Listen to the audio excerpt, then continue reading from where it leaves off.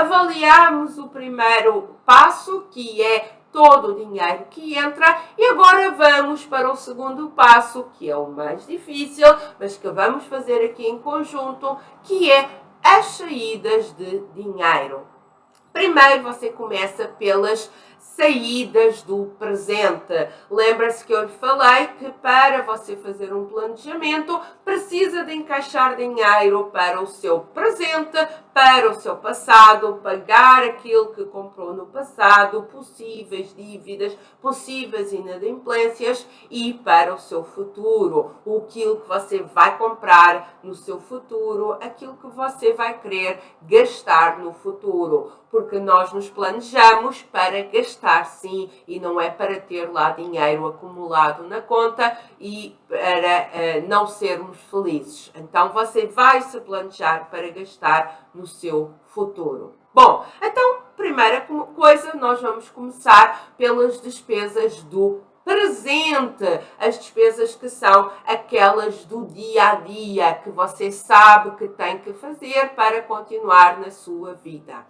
E em relação a isso, a gente precisa de classificar as despesas. Primeiro como essencial ou não essencial, ou seja, essencial é aquilo que é absolutamente necessário para você viver e, por outro lado, as não essenciais. Aquilo que, se acontecer alguma coisa, se você precisar de apertar o cinto, que você vive bem sem elas. É uma despesa essencial, por exemplo, o seu aluguel, a sua comida, tudo isso são despesas essenciais. Você não pode viver sem pagar essas despesas. São consideradas despesas não essenciais quando a gente vai jantar num restaurante, a Netflix. Não quer dizer que você precise de cortar essas despesas que lhe dão tanto gosto, mas são despesas que, se você precisar de fazer aqui um aperto de cinto, você já tem no radar como elas não são assim tão essenciais e que durante um determinado tempo, com data de início e data de fim, se você precisar, pode precisar de cortar.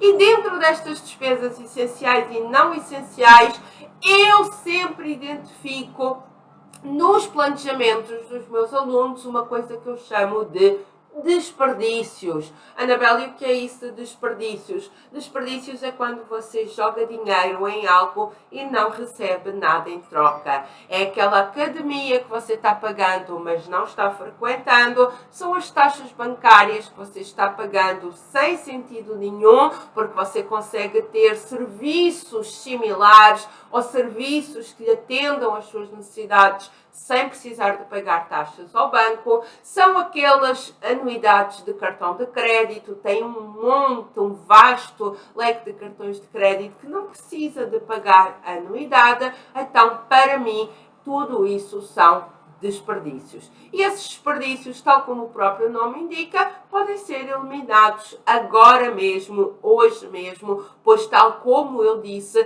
é algo que você está pagando, mas não está a usufruir.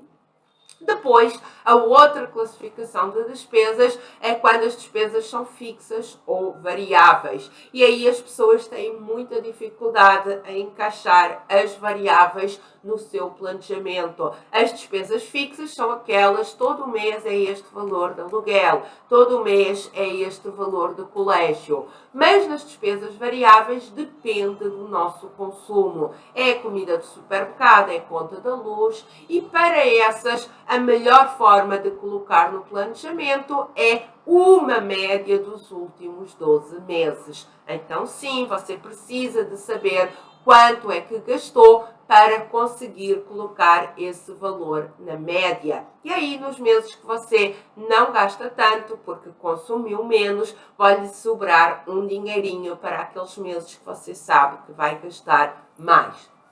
Outro tipo de classificação de despesas são as despesas negociáveis, que são aquelas que podem ser reduzidas ou não, negociadas ou não, ser pagas com desconto ou não. Ou seja, despesas que podem ser reduzidas.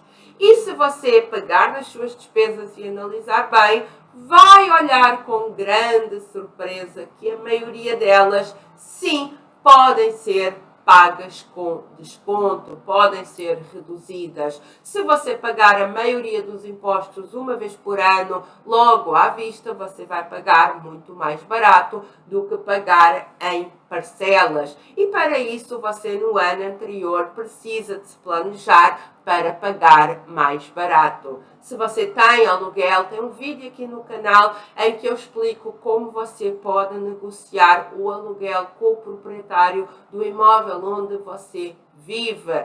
Em determinadas regiões, em determinados dias da semana, tem alguns serviços que são mais baratos. Por exemplo, no meu bairro o salão é mais barato à segunda-feira, então eu vou ao salão quando preciso de ir. Eu marco sempre à segunda-feira, vou fazer a mão, o cabelo, as outras coisas de salão, eu marco sempre à segunda-feira porque eu tenho disponibilidade e porque é um desconto de 20%.